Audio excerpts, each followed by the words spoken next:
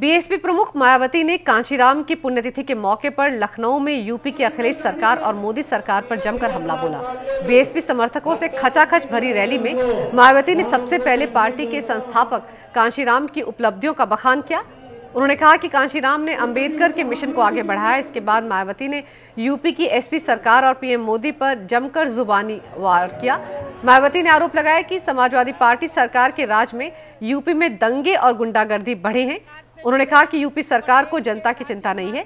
साथ ही अखिलेश सरकार राज्य में दंगा रोकने में पूरी तरह नाकाम रही है।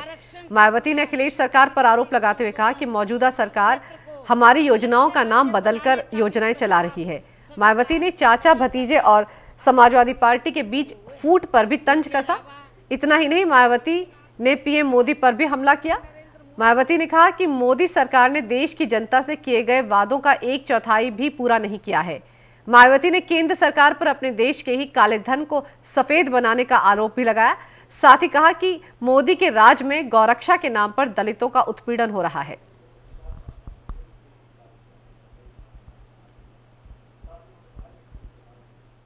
प्रदेश में कानून व्यवस्था के मामले में तो स्थिति यहाँ शुरू से ही राष्ट्रपति शासन लगने लायक ही बनी रही है।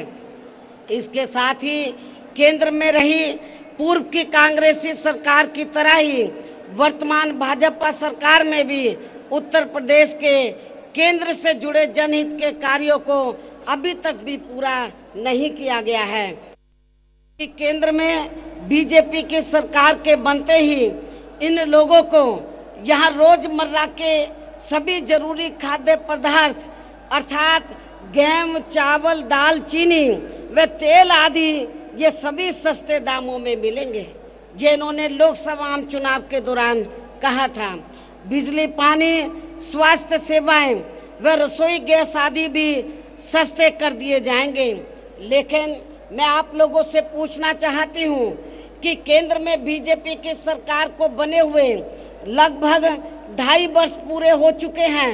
मैं आप लोगों से ये जानना चाहती हूं कि आप लोगों को 2.5 वर्षों के अंदर उत्तर प्रदेश में गेहूं, चावल, दाल, चीनी, तेल आदि ये जो जरूरी खाद्य पदार्थ हैं क्या आप लोगों को ये सस्ते में मिले हैं?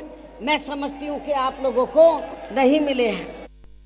कांग्रेस पार्टी ने अपर कास्ट समाज में से खासकर ब्राह्मण समाज की एक ऐसी महिला को यहाँ उत्तर प्रदेश में होने वाले विधानसभा चुनाव में अपनी पार्टी का मुख्यमंत्री का उम्मीदवार घोषित कर दिया है, जिसने दिल्ली में अपनी सरकार के समय में दिल्ली को खराब व गंदा करने के लिए यहाँ रोटी रोजी हेतु आकर बसे उत्तर प्रदेश व बिहार के लोगों को ही पूर्ण रूप से जिम्मेवार व कसूरवार ठहरा दिया था।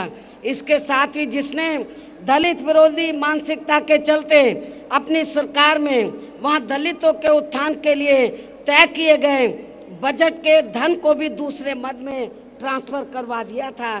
ऐसी स्थिति में अब उत्तर प्रदेश की जनता कांग्रेस पार्टी व इनकी सीएम पद की उम्मीदवार को भी यहाँ किसी भी कीमत पर स्वीकार करने वाली नहीं है।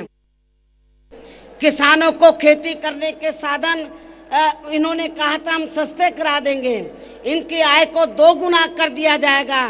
क्या किसानों को खेती करने के साधन सस्ते मिल रहे हैं? क्या इनकी आय 2 गुना हुई है? मैं समझती हूँ नहीं हुई है। छोटे कारोबारी व व्यापारी भी खुशहाल होंगे ऐसा इन्होंने कहा था, लेकिन ऐसे नए नए नियम कानून इन्होंने बना दिए हैं कि जो छोटे कारोबारी हैं, व्यापारी लोग हैं, आज वो भी इस सरकार में दुखी हैं। इन्होंने ये भी कहा था कि पूरे देश भर में जो कारखाने बंद पड़े हैं उनको चलाया जाएगा, ये भी कहा था। तो उत्तर प्रदेश में तो काफी कारखाने बंद हुए हैं, बंद पड़े थे, लेकिन जब चुनाव के लिए कुछ ही महीने बचे हैं तो इन्होंने गोरखपुर में तो केवल खाद का कारखाना वो भी शुरुआत नहीं की है, केवल उसकी घोषणा की है, उसका शिलान्यास किया है और कुछ नहीं किया। वो भी इनको लगभग जब इनके 2.25 साल पूरे हो रहे थे तब इनको याद आया। अपनी अंदरूनी मिली भगत के तहत अपनी अपनी सरकार की कमियों व विफलताओं पर से जनता का ध्यान हटाने के लिए या खासकर आरएसएस के एजेंडे के मुताबिक चलकर वे वर्तमान में देशभक्ति के नाम पर भी प्रदेश में हिंदू मुस्लिम सांप्रदायिक दंगे भी करा सकते हैं।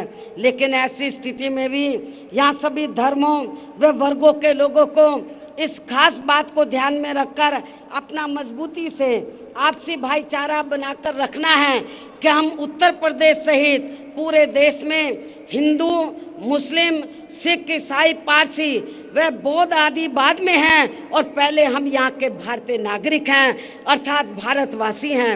मैं समझती हूँ कि ऐसी सोच के चलते फिर यहाँ खासकर देशभक्ति के नाम पर दंगा कराने वाले लोग अपने किसी भी नापाक मकसद में कामयाब नहीं हो सकते हैं। और वैसे भी दंगों का अब तक का इतिहास ये रहा है कि दंगे खुद कभी होते नहीं हैं बल्कि किसी न किसी स्वार्थ में ही दंगे कराए जाते हैं।